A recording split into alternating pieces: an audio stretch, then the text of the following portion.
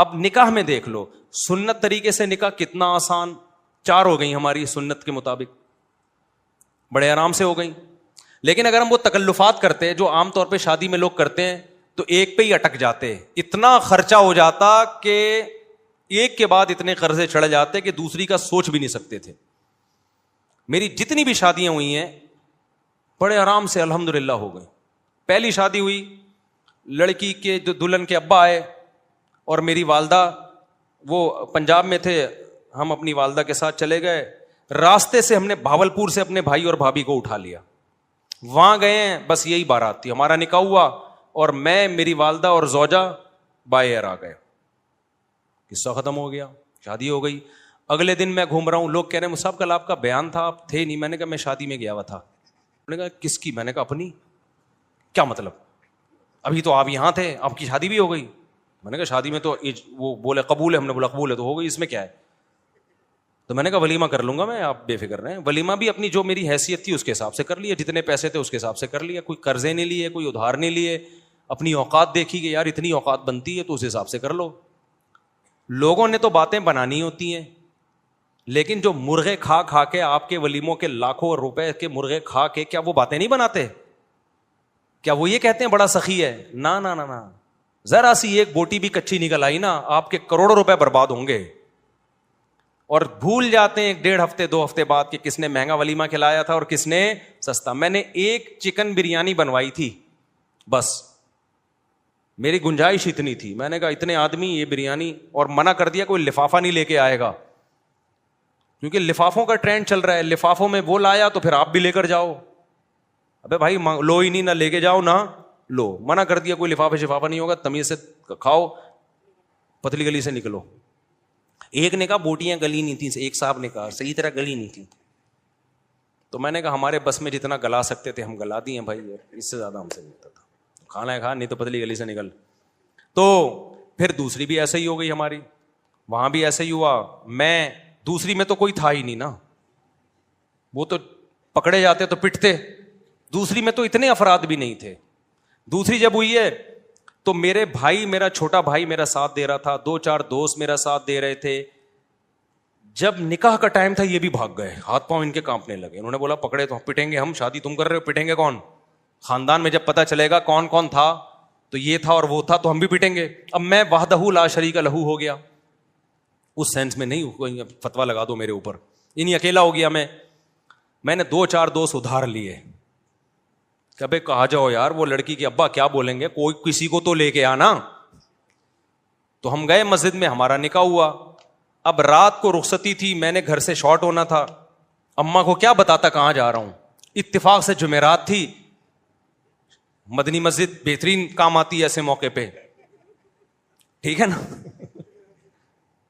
میرا بچہ ماشاء اللہ, بیٹھ جاؤ بیٹا, بیٹھ جاؤ میرا بچہ. تو جمعرات کو بہترین آپشن تھا میرے پاس کہ جمعرات ہے بھائی.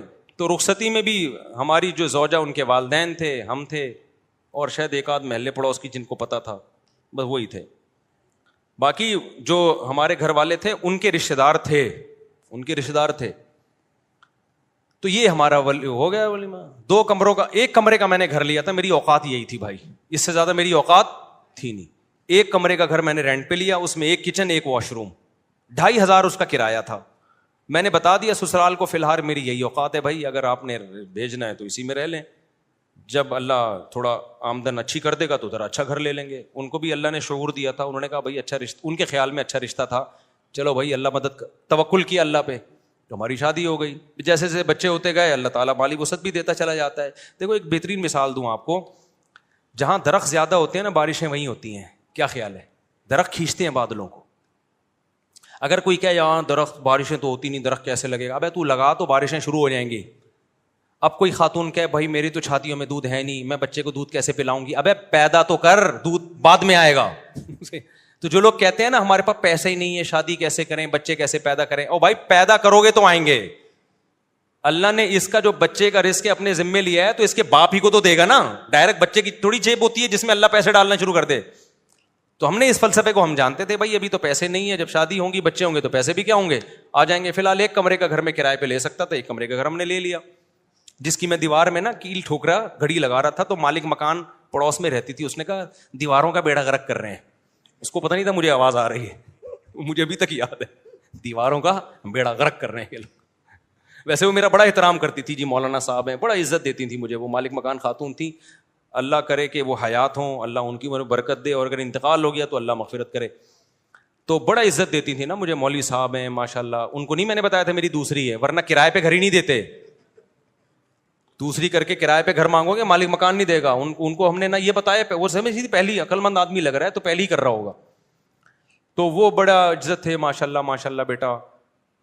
تو وہ ویسے ان کی دیوار ہمارے بالکل ساتھ لگتی تھی, آوازیں آتی تھی, تو میں کیل ٹھوک رہا ہوں, کہیں دیواروں کا بیڑا غرق کر رہے ہیں. مجھے بڑا اچھا لگا ان کا یہ جملہ. خیر, تو اسی طرح بھائی ہماری سادگی سے ہو گئی نکاح. پھر ہم نے تیسری بھی اسی طرح کر لی.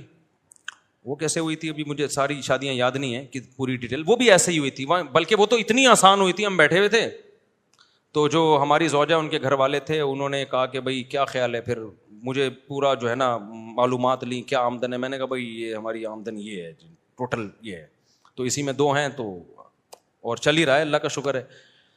تو انہوں نے کہا بھائی بندہ, ان کا خیال تھا بندہ صاف بات کر رہا ہے, کوئی 2 نمبر ہی نہیں ہے. تو وہ علماء کا خاندان تھا. وہ کون تھے؟ وہ علماء تھے. تو جب بات طے ہو گئی, انہوں نے کہا ہمیں قبول ہے. تو میں جب اٹھ کے جانے لگا تو انہوں نے کہا کہ بھائی ہم مولانا لوگ ہیں, ہم لوگوں سے کہتے ہیں کہ نکاح سادگی سے کرو, آسان بناؤ.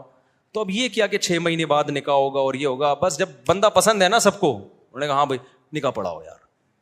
میں ایک سول ڈریس میں تھا, یعنی ویسے جب بھی میری شادی ہوئی ہے سفید کپڑے نیل لگا کے, پگڑی نیل لگا کے, اتنا اہتمام میں نے کیا. یہی ہولیے میں گیا ہوں, کبھی کوئی اچکن شیروانی الگ سے, سینڈل الگ سے, ٹوپی پگڑی میں نے جب بھی شادی ہوئی ہے خریدے نہیں ہے.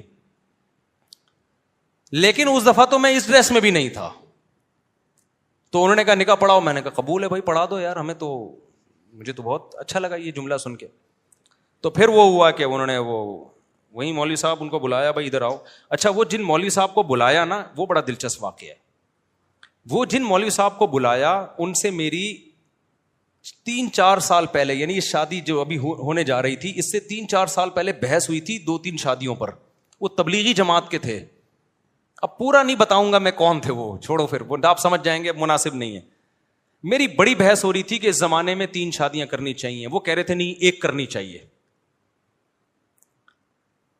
اس پہ بڑی ہماری نا 1 گھنٹہ ڈیبیٹ ہوئی کہ نہیں 2 نہیں کرنی چاہیے. کیا ہوا, فون کر کے جب بلایا نا تو وہی نکلے. ابے انہیں کہا تیری شادی ہو رہی ہے ہمارے ہی خاندان میں. ابے تو بڑا ہوشیار نکلا, ہمیں سمجھا رہا تھا اور ہمارے خاندان میں گھس گیا. پھر بڑا خوش ہوئے, بڑی شاباش دی. خیر نکاح پڑھایا انہوں نے. میں سمجھا پا رہا ہوں اپنی بات. تو ہر شادی ہماری اسی طرح ہوئی ہے. تو اس طرح سے 4 ہو سکتی ہیں جس طرح سے آپ لوگ کر سکتے ہو. ایک شادی کمر توڑ دیتی ہے آپ کی, اس میں اتنا خرچہ, قرضے چڑھ جاتے ہیں آپ کے اوپر, پھر اس کے بعد آپ پہلے ان قرضوں کو اتارنے میں اتنا ٹائم لگتا ہے, پھر آپ کی جوانی کا بہترین حصہ وہ سارا ضائع ہو جاتا ہے, جو پیسہ آپ بچا کے کسی اور اچھے کام میں استعمال کر سکتے تھے. لوگ کہتے ہیں اچھا رشتہ نہیں ملتا ہمیں اس کے بغیر. اور بھائی بہت سے لوگ اچھے ہیں, آپ کو فری میں بھی مل جائیں گے. وہ سمجھ رہے ہو کہ نہیں سمجھ رہے, یعنی اچھے خاندان کے لوگ ہیں